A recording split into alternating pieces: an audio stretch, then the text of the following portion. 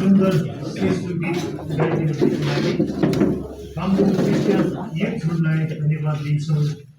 यस समय हामी नयाँ नियमबाट प्रभु वचनलाई पढ्नेछौँ।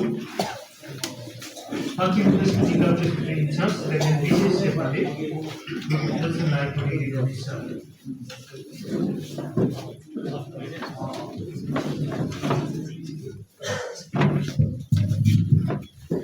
हामी दोस्रोचोटि परमेश्वरको वचनबाट नयाँ करारबाट हामी वचन पाठ सुनेछौँ।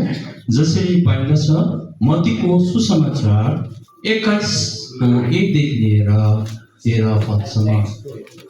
मत्ती सुसमाचार 21को 1देखि लिएर 13 पदसम्म। In English, the Gospel of Matthew, chapter 21, verses 1 to 13. यहाँ यसरी लेखेको पाइन्छ, यरुशलेममा येशूको प्रवेश। जब उहाँहरू यरुशलेमको नजिक जैतुन डाँडाको बेफागे आइपुगे, तब येशूले 2 जना चेलाहरूलाई यसो भनेर पठाउनुभयो, तिमीहरू सामनेको गाउँमा जाऊ र झट्टै तिमीहरूले एउटा गधा र त्यसको बछडा बाँधेको भेटाउनेछौ, तिनलाई फुकाएर म कहाँ जाऊ। अब कसैले तिमीहरूलाई केही भन्यो भने प्रभुलाई यिनको जरुरी परेको छ भनी तिनीहरूलाई भन र तिनले तुरन्तै ती पठाइदिनेछन्। अब अगमवक्ताले भनेको यो कुरा पुरा होस् भनेर यो भएको हो, अर्थात् सियोनको छोरीलाई भन, हेर तिम्रा राजा नम्र भएर गधा र भारी बोक्ने गधेडीको बच्चा एउटा बछडामाथि सवार भएर तिमीहरू कहाँ आउँदै हुँदैछन्। तब चेलाहरूले गएर येशूले तिनीहरूलाई अराई बमोजिम गरे।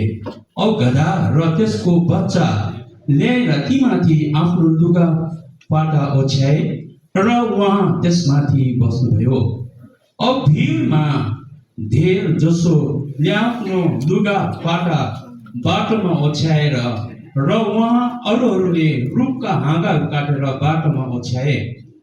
उहाँ अघि अघि गएका र पछि पछि लागेका भिडहरू यसो भन्दै कराए, दाउदको पुत्रलाई होसान्ना, परमप्रभुको नाउँमा आउने धन्यको हुन्, परमधाममा होसान्ना।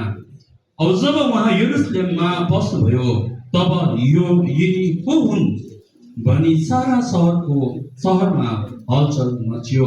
अब भिडहरूले भने यिनी गालीलको नासरतबाट आएका अगमवक्ता येशू हुन्।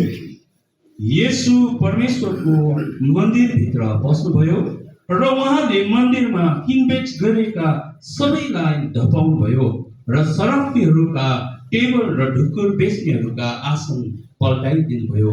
अन्तिम पद, अनि उहाँले तिनीहरूलाई भन्नुभयो, यो लेखिएको छ, मेरो घर प्रार्थनाको घर कहलाइने छ, तर तिमीहरूले चाहिँ यसलाई डाकुको ओडा बनाएका छौ। परमेश्वरको वचन पढाइ सुनाइमा परमेश्वरले हामीलाई